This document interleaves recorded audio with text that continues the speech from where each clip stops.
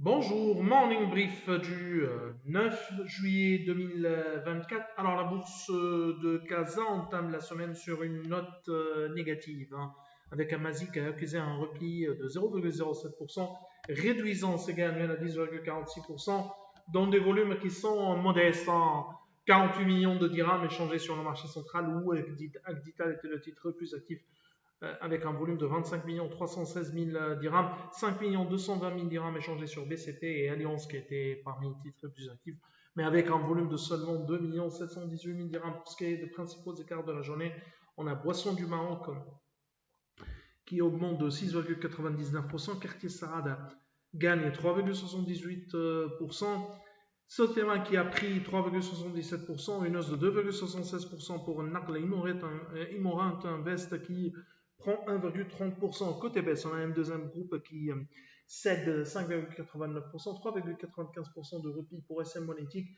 Stockvis Nord-Afrique abandonne 3,56%, Cosumar perd 2,41% et AFMA qui lâche 1,92%. Alors on a les chiffres de la croissance, disons les prévisions de croissance T2 2024 qui aurait accéléré à 2,9% contre 2,5% en T1 2024. L'accélération s'explique par une meilleure dynamique des branches secondaires et tertiaires. La croissance de l'activité hors agriculture serait autour de 3,77%. Pour T3 2023, pour T3 2024, la croissance du PIB devrait accélérer encore à 3,2%,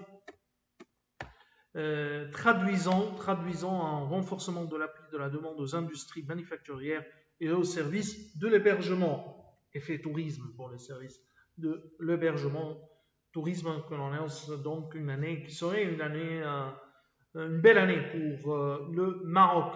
Alors, Marsa Maroc, pour les sociétés, pour les informations des sociétés, Marsa Maroc annonce l'augmentation de sa participation dans le capital de sa filiale, la société de manutention d'Agadir.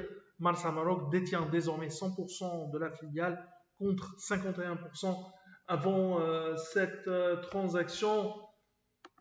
Alors, la société espère bien sûr bénéficier de déployer des synergies opérationnelles fortes avec l'autre terminal polyvalent d'Agadir,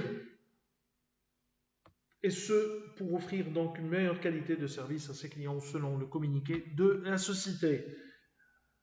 On n'a pas les chiffres sur cette transaction,